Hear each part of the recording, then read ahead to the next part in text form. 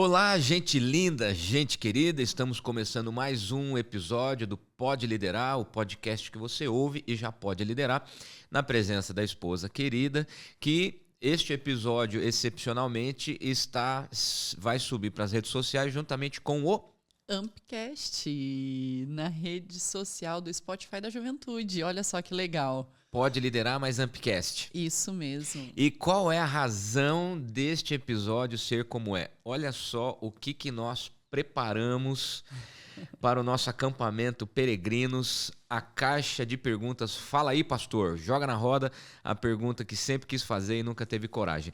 E nós, então, selecionamos aqui... Não, explica, né? O que é? Perguntas que a galera fez no acampamento Peregrinos, que nós tivemos agora em novembro. Isso. Acampamento de jovens 18+.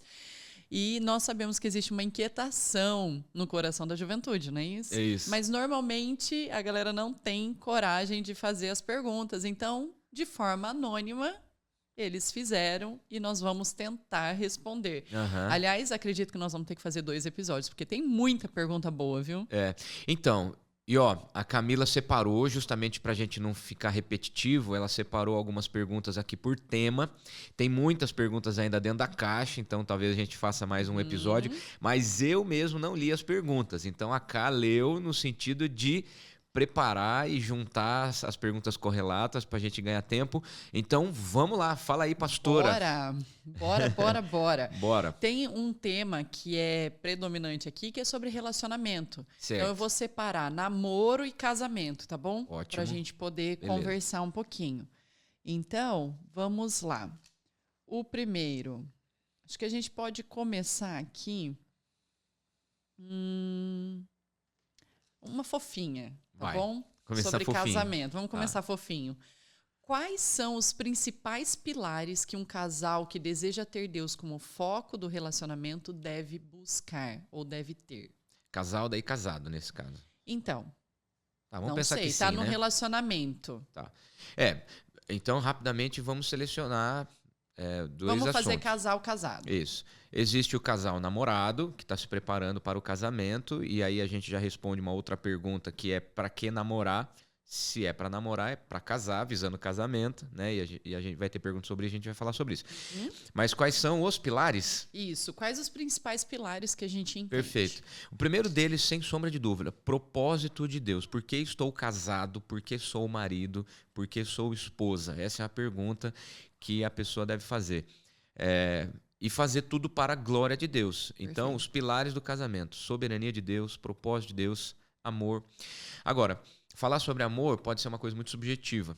Não é o amor que sustenta o casamento, é uma outra coisa, é a aliança que sustenta o casamento. Então, eu penso que o principal pilar é o propósito de Deus para a aliança. Por que estou casado? Então, na dúvida, na crise, no ambiente, no cenário negativo que acontece e é diário, você tem que estar convicto que você está casado, firmado numa aliança eterna, num casamento heterossexual, dentro de uma monogamia que é fruto de uma fidelidade radical, uma lealdade com base no amor, no diálogo.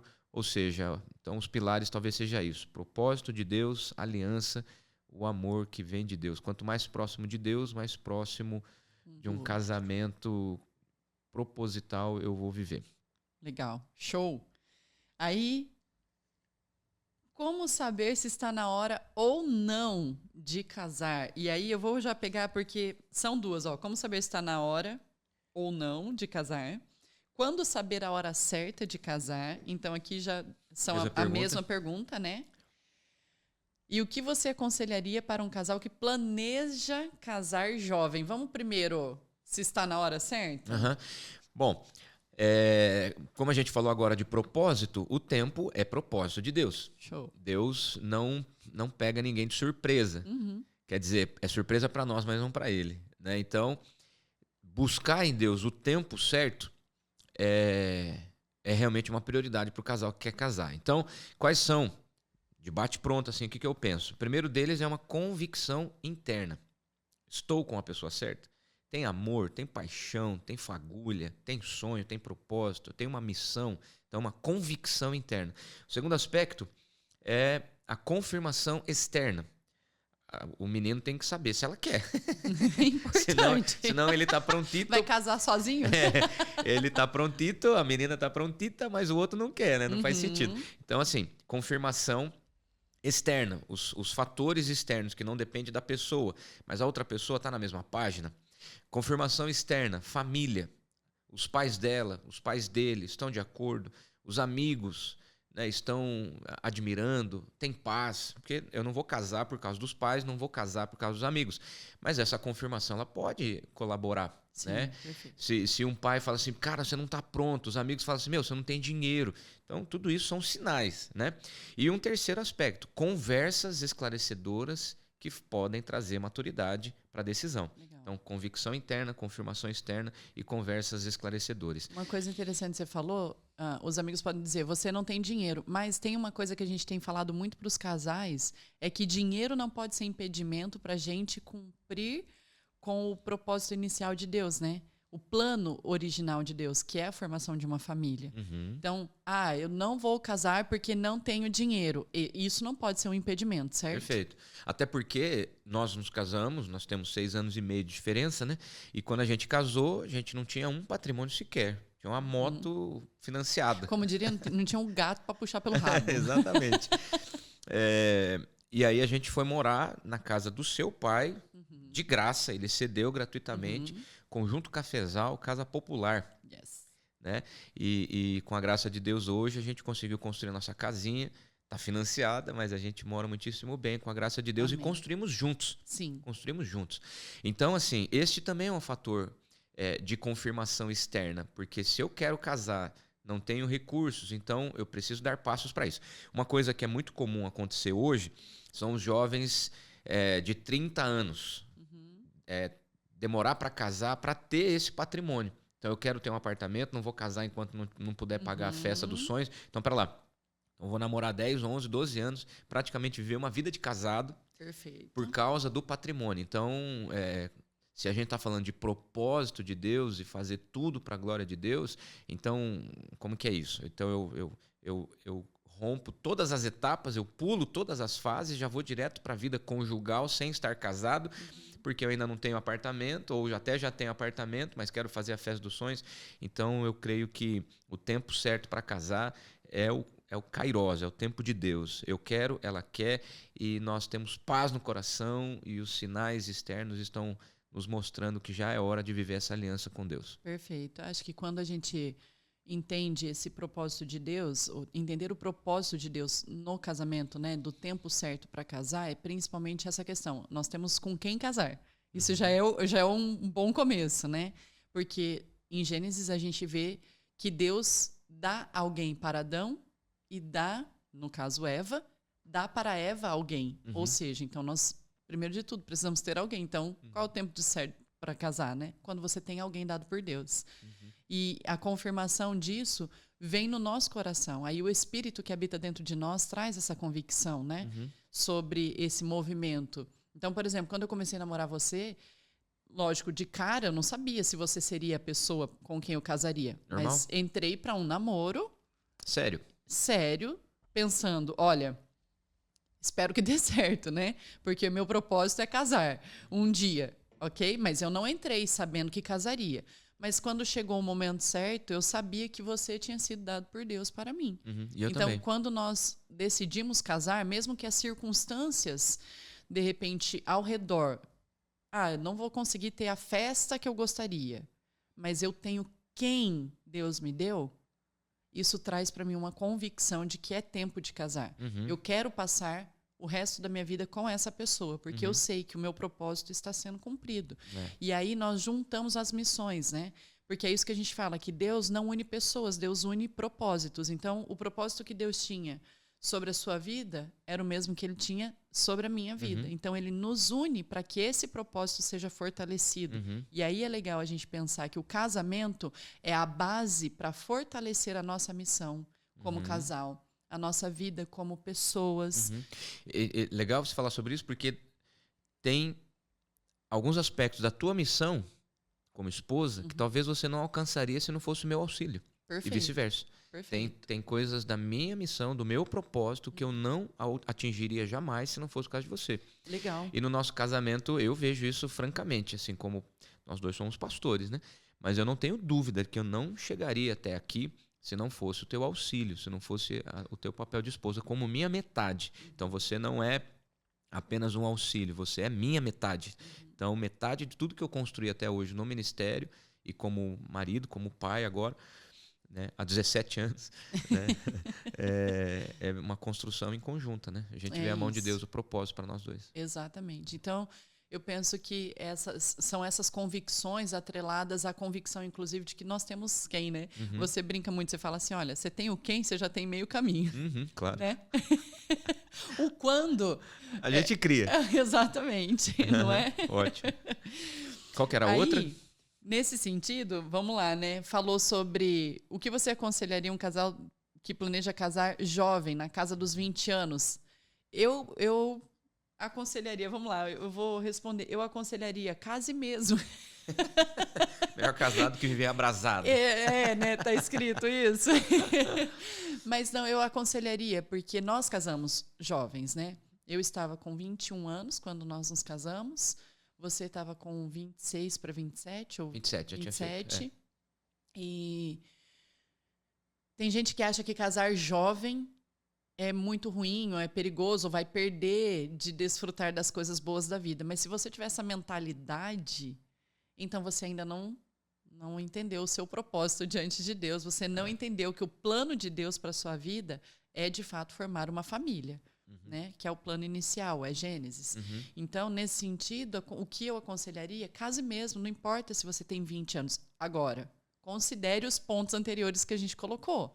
Se é a pessoa, se você tem essa convicção interna e externa, se tem um propósito, se vocês estão unindo corações mesmo para fazer a vontade de Deus, que é soberana, numa mesma missão. Agora, veja bem, tem um aspecto importante que a gente precisa perceber, que se não está casando para ter liberdade para o sexo. Ok. Certo? Perfeito. Porque parte dessa pergunta pode ter essa percepção. Bom, então eu não quero perder a virgindade, eu não quero ter uma vida sexual ativa, então eu vou casar. No namoro, né? Motivação completamente errada. Porque a gente não vive com base nas emoções, a gente não vive com base no aspecto físico. Desejos, prazeres, né? Propósito e a vida espiritual é muito maior do que isso.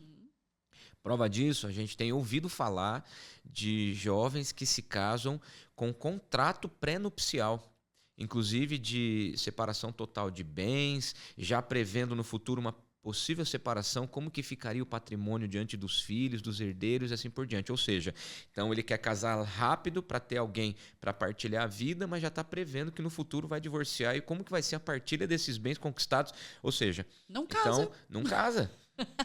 Simples assim.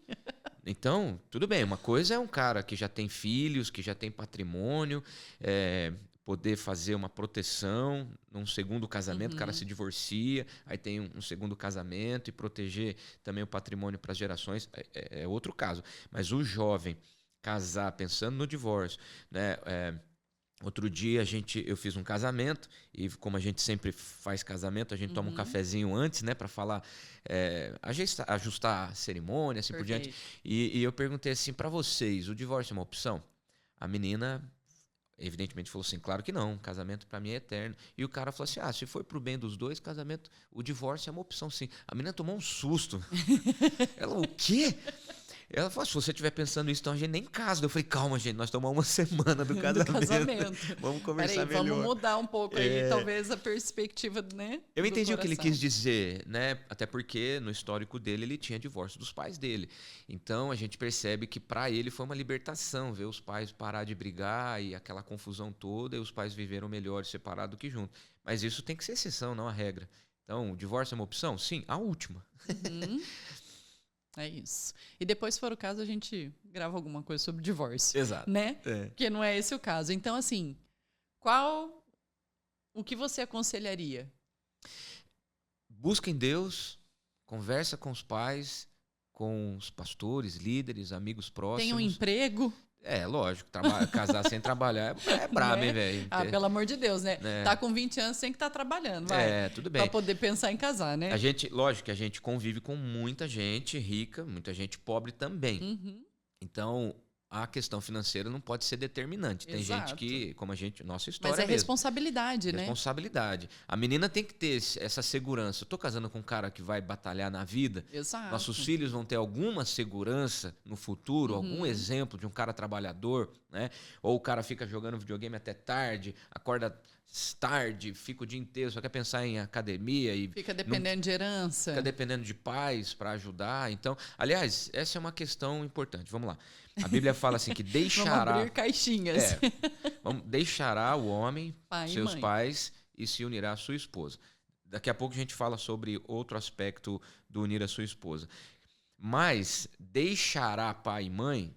Peraí, eu já vou colocar, porque daí você já responde dentro disso que Tá. vai dar certo. Qual o papel do homem dentro de um namoro cristão? Eu vou trazer agora dentro do namoro, indo para um casamento, Tá, e a gente ok. responde junto. O deixar pai e mãe tem vários aspectos. O primeiro deles é o deixar fisicamente, geograficamente. Eu tenho que sair de perto do pai e da mãe para me unir com a minha esposa. Perfeito. Esse lance de morar e ficar perto dos pais, seja numa casa pequena, numa casa grande, seja num apartamento na gleba, seja na periferia. O casamento precisa ser o início de uma vida conjugal, um casal que está constituindo uma família e precisa ter essa privacidade. Né? Tem aquela velha história, né? Quem casa, quer casa. Mas ultimamente a gente vê pais que casam seus filhos, mas para morar dentro de casa. Ou filhos que querem casar e viver perto dos pais. Tá errado. Então, esse deixar pai e mãe, primeiro aspecto é geográfico, físico, tem que haver esse rompimento. O segundo aspecto é financeiro. Para ter essa separação geográfica, tem que ter um mínimo de autonomia. Perfeito. Eu vou poder pagar um aluguel, eu vou poder pagar o financiamento de um apartamento, eu vou poder me sustentar, porque casar contando com dinheiro de pai e mãe dá errado. Porque essa dependência financeira gera interferência dos pais no casamento. É impossível um pai e uma mãe ajudar financeiramente o filho que está casando e não interferir. Porque ele não tem autonomia, é o dinheiro do pai. Então, não, agora eu quero comprar o carro. Não, mas como você vai comprar o carro? Tô ajudando você para você pagar a mensalidade dos filhos. Tô ajudando você para você pagar o apartamento, não trocar o carro. Tá errado. Então, esse rompimento financeiro também tem que existir. Então, cara, para casar, tenho 20 anos, 21. Ok, você tem condição de manter a sua esposa? Você tem condição de tirar a sua esposa de dentro da casa do pai dela e mantê-la financeiramente? Né? E aí a gente tem que considerar o fato de que hoje a mulher também está trabalhando. Depois a gente pode até entrar também nesse assunto. Então, assim, ele pode não ter condição sozinho, mas se somar com quem você quer casar, vocês conseguem? Isso é muito legal, porque a vida conjugal, no caso, né, os dois vão deixar geograficamente, os dois têm de deixar financeiramente, né? E você vai falar depois emocionalmente, né? Sim. Mas, nesse sentido, nós precisamos considerar que, então, quando nós estamos num namoro, por exemplo, visando o casamento, se é a hora certa ou não é, façam uma planilha. Veja o que juntos vocês conseguem construir, porque foi isso que nós fizemos. Não é a construção de uma pessoa, é a construção de um casal. Ou seja, duas pessoas que se tornarão uma só. Certo, perfeito. Então, né, a gente falou de deixar a pai e mãe do aspecto geográfico, físico, do aspecto financeiro e também o terceiro aspecto, que é o aspecto emocional que você falou. Eu tenho condição de morar sozinho com uma pessoa de outro gênero, com outra formação, com outra cultura, com outra vocação? Eu tenho condição emocional de estabelecer? Claro que não estamos falando de maturidade, mas estamos falando de autonomia, pelo menos. Perfeito. Não é? Porque os primeiros anos, os primeiros meses do nosso casamento foram extremamente desafiadores. Sempre é. E tem que ser assim, é assim e que a gente mesmo que cresce. você namore 10 anos, namore Vai ser, um ano, na hora sempre de vai juntar, ser. né? Então, deixará pai e mãe no aspecto geográfico, no aspecto financeiro, no aspecto emocional. Eu acho que esse é um sinal bacana para se fazer. E você falou de planilha? Então, assim, vida emocional, vida financeira, vida de intimidade, amizade, igreja, vida espiritual. Eu acho que são vários temas que o casal que está pensando em casar, são temas que precisam conversar. Então, pera lá, nossa fé, como é que está a nossa fé? Nós vamos casar e nós vamos frequentar qual igreja? Nós vamos professar qual fé? Legal. Nós vamos seguir que tipo de doutrina? Eu acho que é um aspecto, um casal que está casando tem que conversar sobre isso. Né? Qual vai ser o nosso estilo de vida, quais serão as nossas convicções, o que nós vamos ensinar para os nossos filhos quando eles vierem. Né? O aspecto financeiro, que a gente já está falando, o aspecto emocional. Aí, intimidade. Intimidade está aqui na frente. Intimidade já tem plenitude, já conhece tudo, já fez um monte de coisa, mas não tem vida financeira, não tem amigos, não tem igreja, não tem nada. Então, tá desequilibrado. Né? Então, calma lá, vamos equilibrar as coisas para a gente crescer junto. Contando nosso testemunho, os nossos pais nos ajudaram no começo do casamento.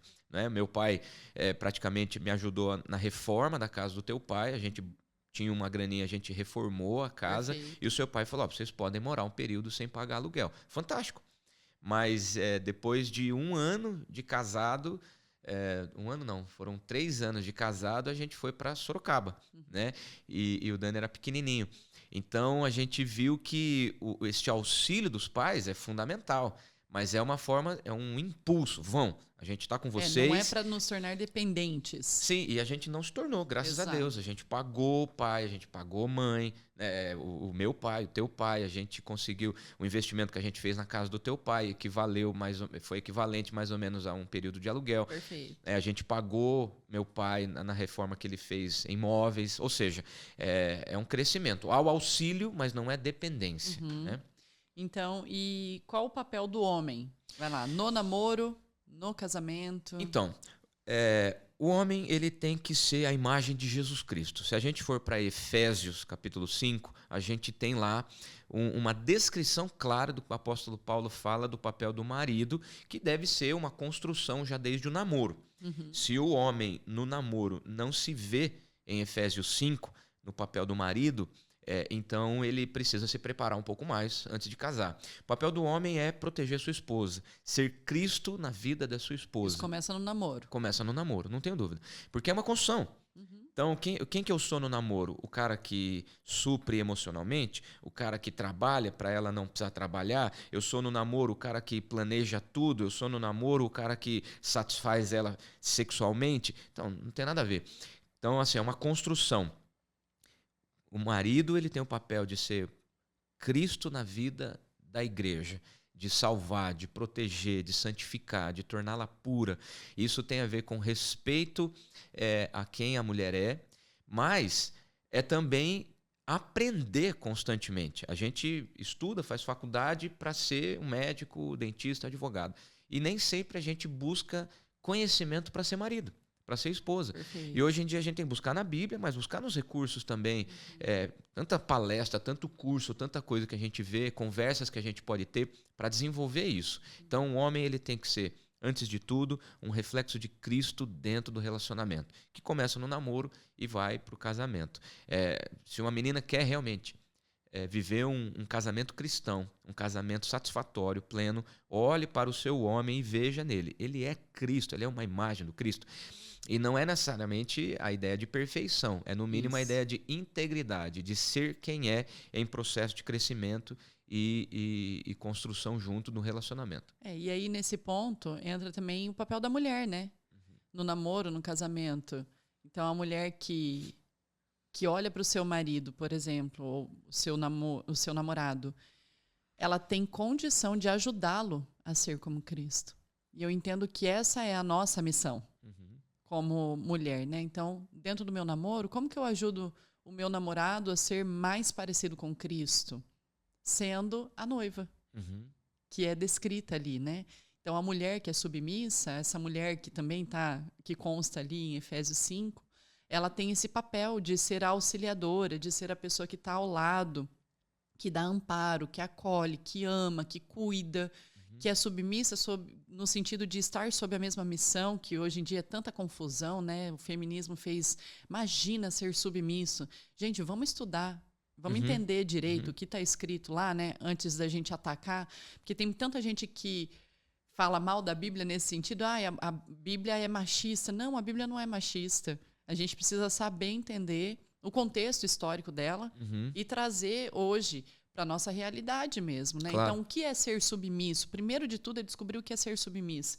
E, em segundo lugar, entender que na mão da mulher, essa submissão, essa palavra de ser noiva é uma responsabilidade para a gente, no sentido de eu quero ter um homem que seja mais parecido com Cristo, então eu vou ajudá-lo. Uhum. Porque essa é a minha missão, sempre Então, auxiliar. olha que interessante, né? Quando Deus criou a Eva, ele falou assim, ó, vou fazer para ele uma auxiliadora que lhe seja idônea. Exato. Ou seja, alguém de confiança, alguém que realmente colabora. Perfeito. Então, no namoro você já percebe se você tem ali um parceiro para a vida, um concorrente nos Exato. assuntos mais importantes da vida, né? Lembrando que no texto de Efésios, quando aparece lá que a esposa tem que ser submissa e o marido tem que ser a imagem de Cristo, antes de ele começar a dar essa descrição, ele fala assim, ó, sujeitando-vos uns aos outros. Então, em algum aspecto, eu me sujeito a você também como Exato. mulher. Todos os verbos que representam a mutualidade no Novo Testamento, perdoai uns aos outros, amai uns aos outros, confessai uns aos outros, tende paz uns com os outros, todos esses versos bíblicos que são convicções e um chão seguro para a gente pisar, isso também está no casamento. Perfeito. Então, o perdoar, o amar, o ser promotor da paz, tudo isso está no ambiente. Então, submissão é diferente de subserviência. Exato. A mulher não se anula para ser esposa, pelo contrário, ela continua íntegra também, em formação, grandona, e quem casa com mulheres como você, que é mulher alfa, né? Mulher grande, mulher de opinião, mulher que tem realmente uma presença, esse homem é ainda mais desafiado, porque a presença do chamado banana, né, do cara banana, é o cara que se encolhe, o cara que se encurva diante de mulheres que têm opinião muito forte. E aí esse é o oposto do machismo do passado, é esse feminismo horroroso, assim como o machismo também é horroroso.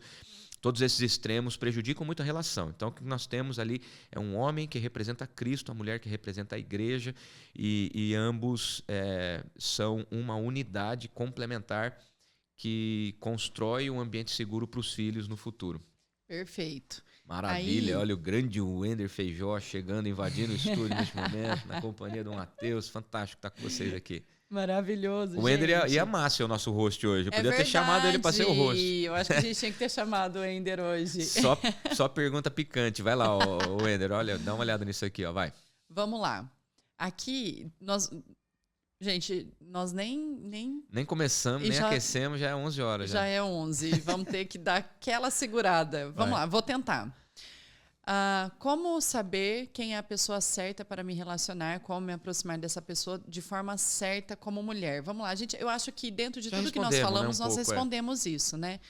Mas como me aproximar de forma certa, eu penso que, primeiro de tudo, né? Se você está em oração, eu brinco com as meninas, eu falo assim, ó, faça um caderninho, liste lá, para você saber quem é a pessoa certa, né? Se é a pessoa, lista o que você gostaria, mas coloca principalmente assim, ó, o que é negociável, o que não é negociável. Se a pessoa cumprir tudo que é inegociável, aí é a pessoa certa, né? Aí ela é a pessoa certa.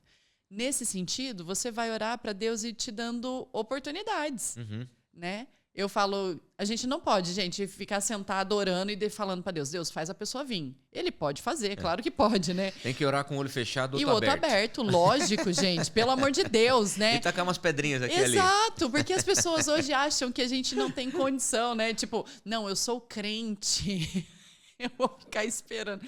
Cara, beleza, você pode esperar, mas... Espera plantando sementes, cadê né? isso? A Bíblia fala que a gente, enquanto chora, a gente está semeando.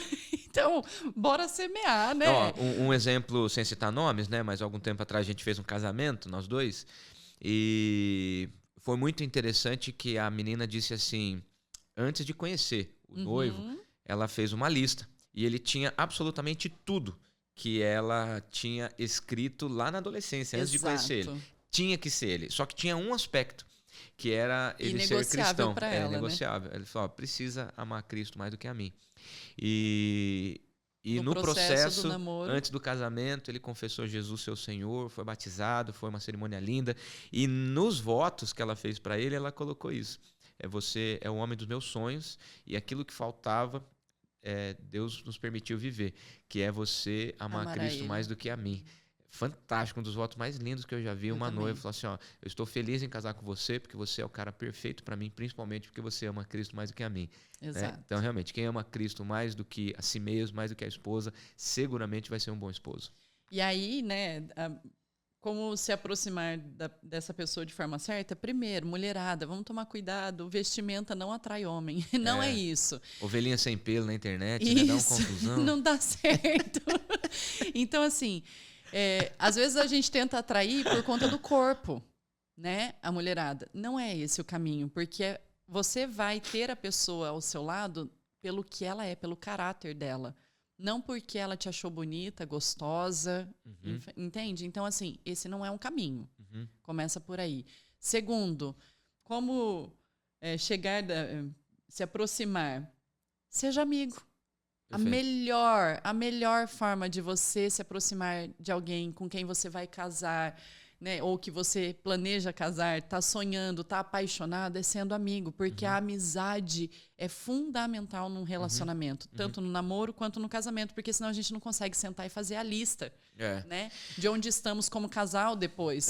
A amizade, o diálogo é extremamente importante. Se essa amizade não existir, fica uma coisa muito pele, uma coisa muito física. Exato. Aí beija, abraça, mas não tem diálogo, não tem bate-papo, não tem conhecer um ao outro, né?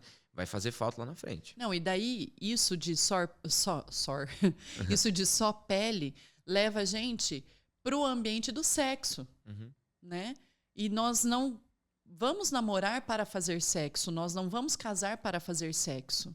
Nós temos que namorar para eu ser a pessoa certa para você. E aí entra aqui uma outra questão, né? Como que eu escolho? Como que eu sei quem é a pessoa certa? Eu preciso ter no meu coração e orar constantemente se eu sou a pessoa certa para aquela pessoa. Porque quando eu fico só assim, Deus, eu quero a pessoa certa, eu estou sendo muito egoísta. Cadê o meu posicionamento onde eu me coloco assim, Senhor, eu quero ser a pessoa certa para alguém. O Senhor está me moldando?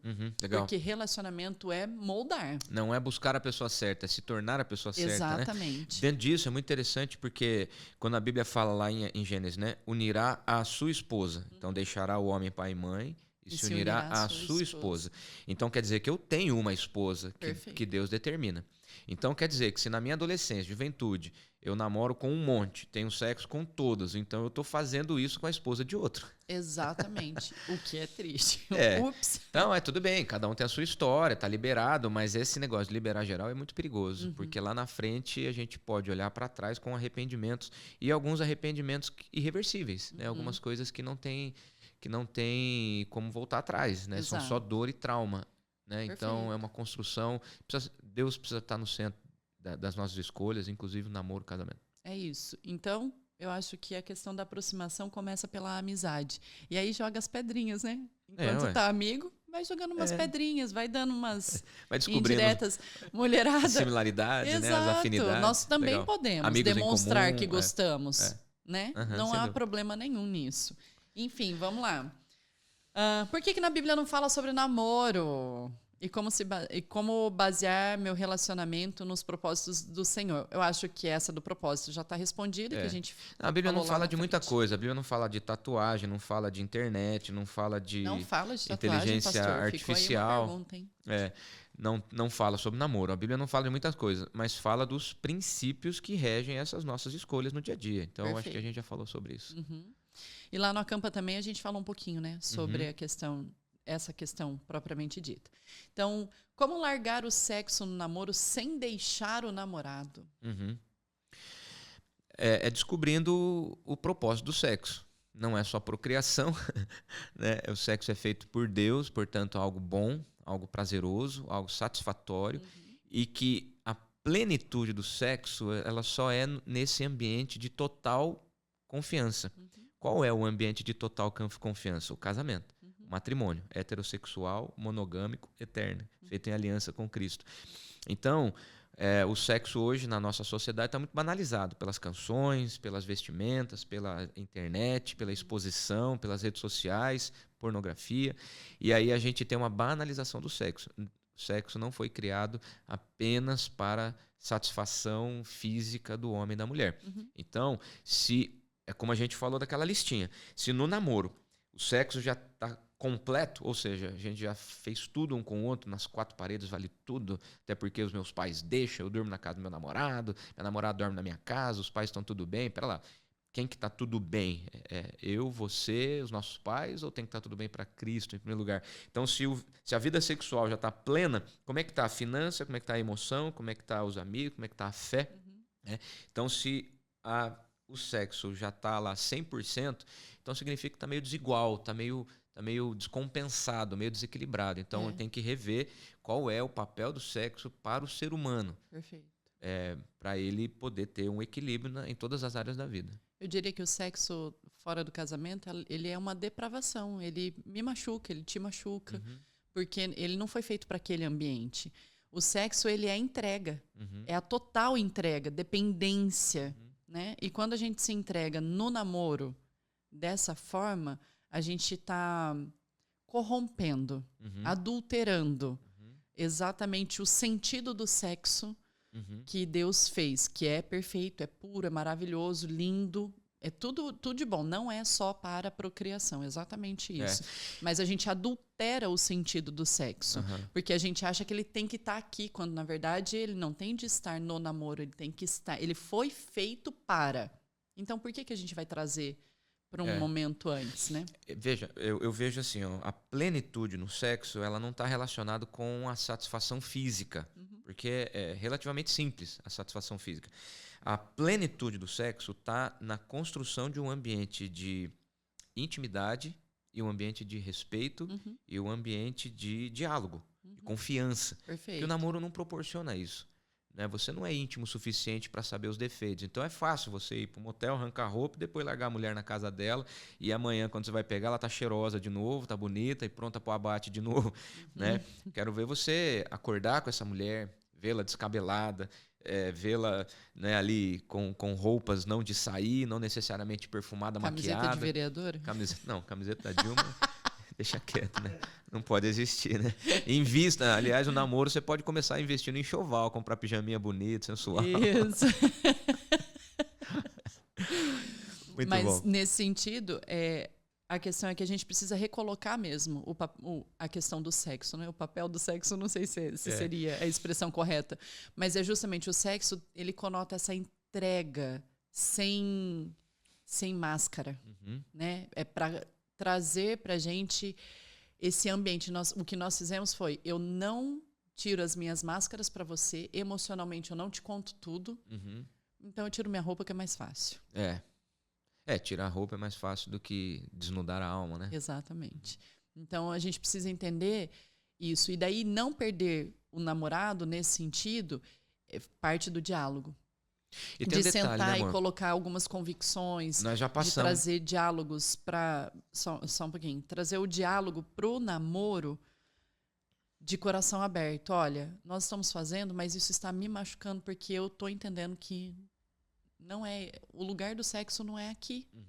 Então, se a pessoa for a pessoa realmente com quem você vai passar o resto da sua vida, ela vai entender. Perfeito. E tem um detalhe, né? Intimidade na vida sexual, ela é como uma caverna que você vai cavocando. É difícil você voltar atrás. Exato. Depois que você faz algumas coisas, o beijo dentro do carro, no escurinho do cinema, é difícil você não ir para outras etapas. Então, Perfeito. tem que ter muita convicção, um acordo entre os dois para viver cada etapa do relacionamento no seu tempo. A gente está falando aqui, né, de namoro, de sexo, a gente passou por isso. Eu estou 45 anos, hoje eu estou lidando com a vida afetiva, amorosa, sexual dos nossos filhos, né, 17 e 13 anos hoje. Seguramente, nós estamos falando de que pode virar trauma, pode virar dependência emocional, pode gerar consequências permanentes que gera dor e complicação no futuro. Perfeito. Então vamos com calma, curtir cada fase com intensidade, mas dentro de cada etapa da vida.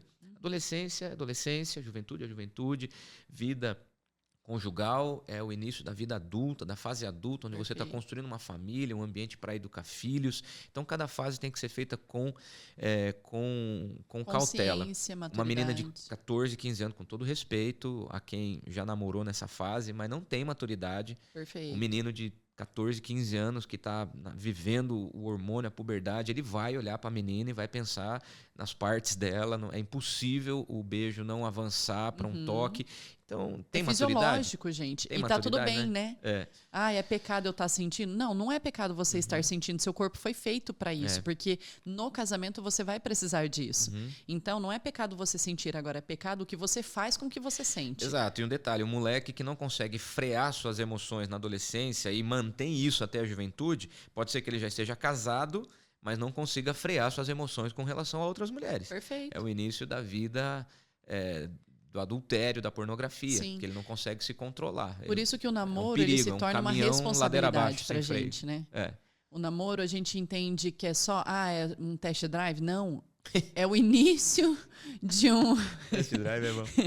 é o início de uma responsabilidade. Namorar te traz responsabilidade. Se você não tem maturidade para agir de acordo com essas responsabilidades, então não é hora de namorar. Uhum. Então, eu não quero deixar meus amigos num sábado à noite para ficar com a minha namorada. Então, você não está pronto para namorar. Perfeito. Eu não quero deixar de fazer uma viagem com os meus amigos, porque lá vai ter bagunça e eu vou quebrar tudo. Não vá, não namore. Tem cara que termina namoro pra poder ir pra praia no fim do ano, pra depois voltar e não ser infiel. Jesus me muito ajude, comum, né? né? Ele quer dizer que ele é super responsável. Me ajuda a te ajudar, varão. Vigia? Muito Vai lá, bom. nós falamos muito sobre namoro, sexo, casamento e o que mais? Exato. Vamos mudar um pouco do tema aí. Vai.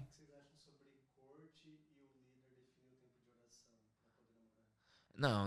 Eu entendi o seu ponto. É uma pergunta importante. Não sei se deu para ouvir aqui, mas ele falou Repete a pergunta. O que nós achamos sobre o namoro de corte e o líder religioso determinar o tempo de oração que o casal tem que ter antes de namorar, antes de casar, né? Eu acho isso...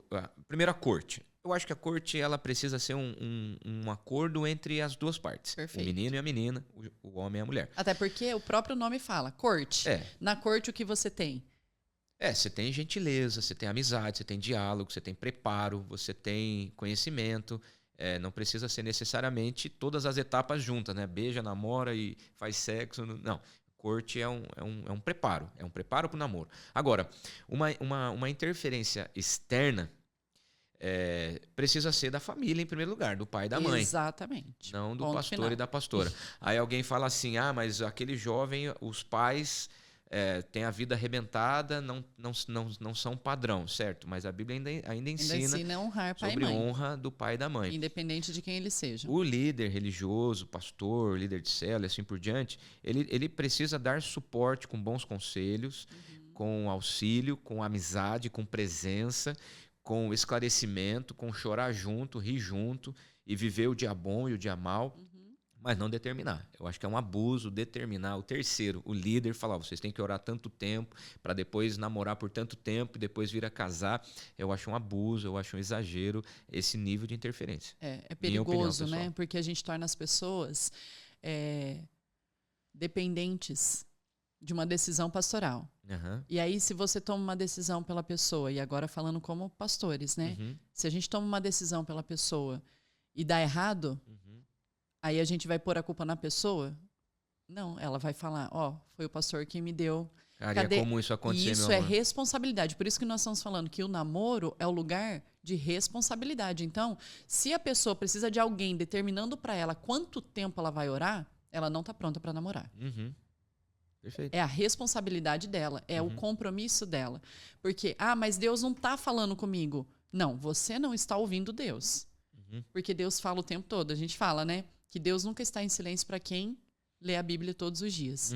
Deus está sempre falando. Para quem ora, né? Para quem ora e lê a Bíblia, Deus está sempre falando. A gente não está sabendo ouvir. Vamos pensar no ministério de Jesus, né? Aí, nesse sentido, se eu não sei ouvir, eu posso pedir o auxílio do pastor para me ajudar a ouvir. Exato. Quando Jesus interfere na vida dos apóstolos, né, ele está liderando, conduzindo, mas em determinado momento ele fala assim, ide e façam o que tem de ser feito. Né? Se Jesus falasse assim, não, você só casa com essa, você namora com aquela, não tem nenhum indício de que Jesus interferiu nesse nível na vida dos apóstolos. Pelo contrário, Jesus deu um chão para a gente andar. Né?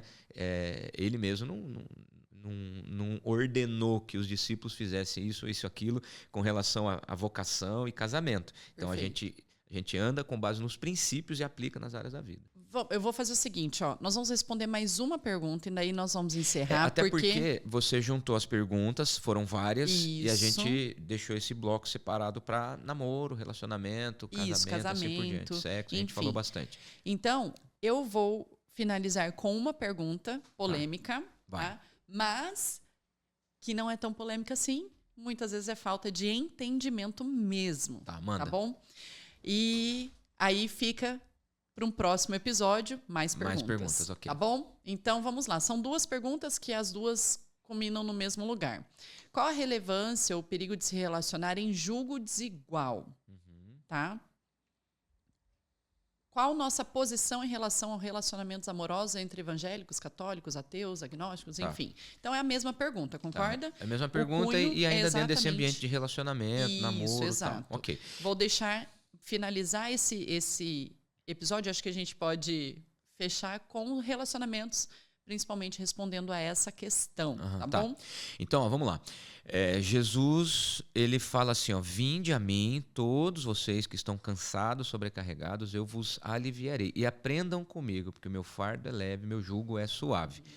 2 Coríntios, capítulo 6, vai falar do jugo desigual. Então, em primeiro lugar, Paulo falando daí, ensinando a igreja de Corinto. Então vamos lá. O que é o jugo? O jugo era um equipamento que os cavalos, os bois utilizavam, ou as pessoas utilizavam no boi para carregar a carroça. Isso. Então o que é o jugo? Que se coloca, inclusive, no pescoço. No pescoço. É uma então, canga. É uma canga. Jesus está falando disso. Ó, aprendam comigo que meu jugo é suave, ou seja, não é dominador, não é escravizador.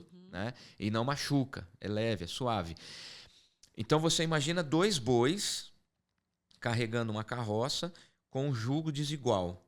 Nesse sentido, essa canga, esse jugo, ele serve para que os dois trabalhem na mesma direção. Isso, na mesma direção e na mesma passada. Exato. No mesmo compasso. Perfeito. Então, se você tiver um jugo apertado num cavalo, num boi, e um jugo frouxo no outro boi, eles não vão andar em compasso. E a carroça, seguramente, ela vai começar a andar de forma desigual. É interessante que, estudando sobre isso um pouquinho, lendo alguns relatos, fala que quando, por exemplo, você coloca um animal forte e um animal fraco, no jugo fica desigual.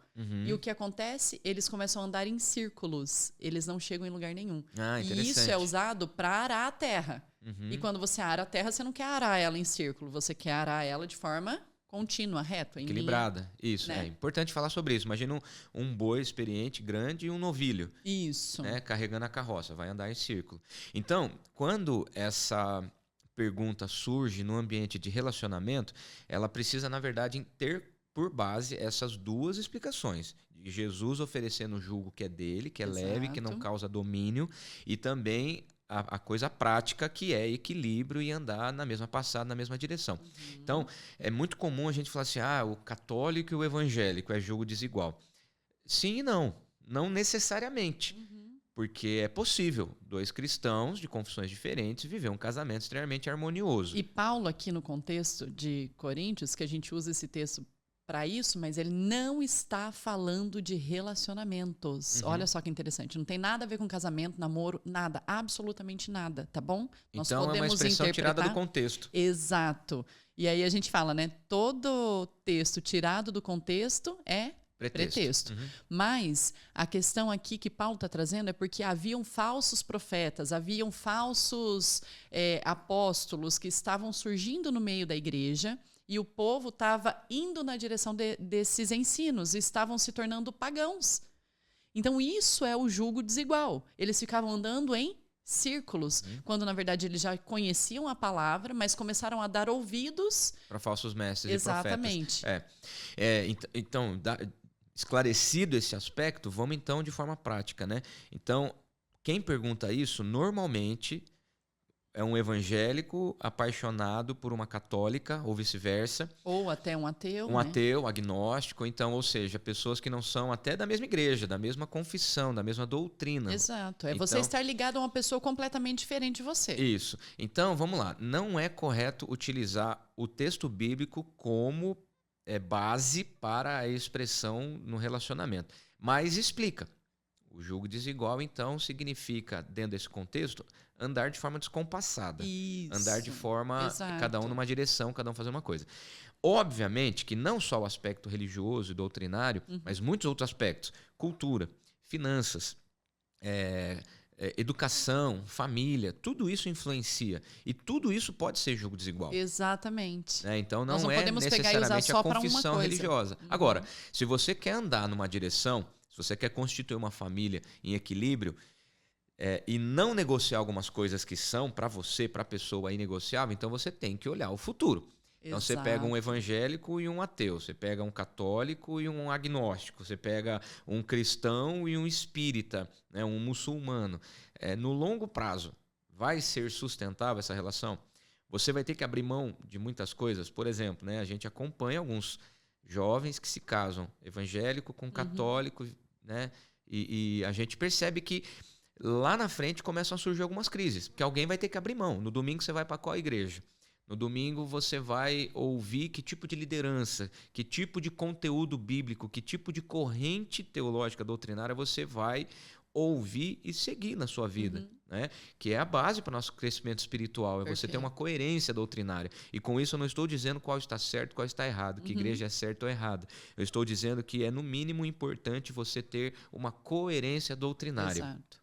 Porque o casamento para determinadas religiões tem uma conotação, para outras religiões tem outra conotação. Né? E aí você vai chegar um momento que no casamento você vai ter filho. Você vai educar esse filho com que base de fé? Com que base de convicção? Então vai ser com base no cristianismo? Então você está convicto que você está casando com alguém que é realmente cristão? Aí dentro do cristianismo, que corrente, que tipo de oração você vai fazer? Né? Que tipo de ensino do domingo de manhã você vai oferecer? E aí tem a ver com igreja, tem a ver com comunidade, tem a ver com contexto e cultura espiritual. Então, eu creio que é importante, sim, observar isso. É errado namorar pessoa de outra confissão, de outra fé? Não. Eu não vejo que é errado.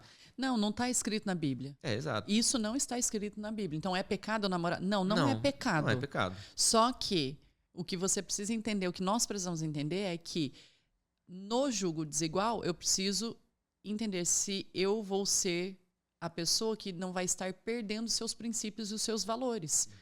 Porque eu vou estar andando em círculos. Então, o que eu preciso olhar para o jugo desigual e entender é a pessoa que não está olhando para a mesma direção que eu, ela vai me fazer andar em círculos? Se ela me fizer andar em círculos, então eu tenho que tomar a decisão. Se eu quero pagar esse preço ou não. Se eu sou chamada por Jesus, eu amo Ele, eu tenho convicção de qual é o meu propósito, qual é o meu chamado, qual é a minha vocação, eu vou viver por isso. Eu não vou viver de outra forma. E aí eu não vivo porque a lei manda eu viver, eu vivo por amor, que foi o que eu preguei recentemente, né? Eu vou viver pelo amor. Então, em tudo que eu olhar, eu vou amar. Eu amo meu namorado e ele, infelizmente, não tem a mesma fé. Ok, então faça essas perguntas. Quando eu casar, meu casamento vai estar pautado no quê?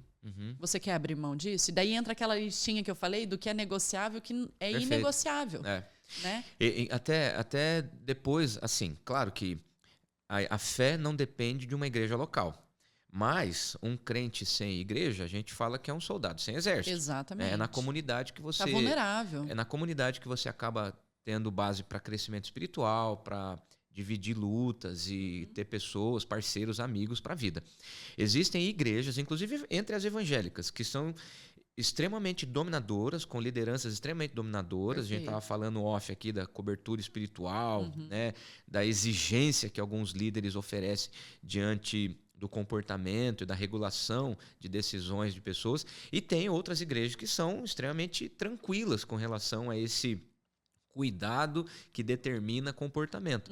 Né? Então, se você tem um menino presbiteriano que nasceu e foi educado nesse ambiente de certeza da salvação, de tranquilidade, de amizade com a família do pastor, um ambiente de empenho no estudo da palavra, aí começa a namorar uma menina pentecostal, que gosta da interferência de liderança, que é muito mais acentuada na busca, no estilo de culto, nas canções, né? Precisa de um estímulo para não perder a salvação. esse jugo também é desigual. Perfeito. E precisa daí tem que ter decisões, né? Decisões. Aí essa menina pentecostal vai se adaptar numa igreja tradicional? Esse menino tradicional vai se adaptar numa igreja pentecostal? Então, é o tipo de coisa que se prepara também no namoro. Exatamente. Porque lá no casamento, discutir isso só depois de casado, com filho, é muito complexo. É isso. Então, nós vamos ficar por aqui. Nenhuma perguntita mais? Não, vou deixar. Não, meu Deus, por enquanto. Passamos muito. Então, mas... vamos aproveitar para falar, né? Isso. Apresenta aí, amor, o nosso acampamento Peregrinos, que deu origem a essas perguntas. Fala aí, pastor, fala aí, pastora. Deu origem também a este lindo devocional. Peregrinos, um devocional escrito pela liderança jovem da nossa igreja, mas não é um devocional para jovens. Foi escrito pela liderança jovem. Até porque a igreja toda está dando testemunho de como está sendo interessante fazer os devocionais, né? Tá muito lindo. 31 devocionais, tá bom? Ó, para vocês. Tem um texto bíblico, interação, tem um pouco mais para você aprender. E no final, um desafio, cada dia um desafiozinho para você fazer. Um presente que o Senhor nos deu como resposta a algumas perguntas que a gente vinha tendo, né? Pastor, que material que eu uso? Pastor, como que eu começo? Ai, não consigo fazer um devocional. Como que faz devocional? Então, tentando responder ou, de alguma forma, ajudando a responder essas perguntas, nós desenvolvemos um devocional interativo, Peregrinos. Muito legal, fantástico. E o material está realmente, além de lindo, muito profundo, muito útil para a nossa vida, né? Muitos testemunhos, muitos relatos. E tá acabando, né? Fizemos 800 unidades e já está acabando. Muito bom. Então... Se quiser adquiri-lo, Instagram da Primeira IP Londrina ou... Juventude Amp _ reserva no Instagram. O pessoal está perguntando o que é esse reserva aí, de onde surgiu? O reserva é porque a gente perdeu a nossa conta no Instagram, gente. Mas vamos recuperar, né? Em nome de Jesus, tá morando, ora com a gente aí. E pode acessar nossas redes sociais também, né? Isso, Daniel Zemuner e Camila Zemuner. Exatamente. Né? No Instagram pode pedir direto pra gente. Estamos à disposição. Este foi mais um episódio do Ampcast, em parceria com o Pode Liderar, o episódio que você assiste já pode liderar. Deus abençoe, um abraço, nos vemos. Até lá.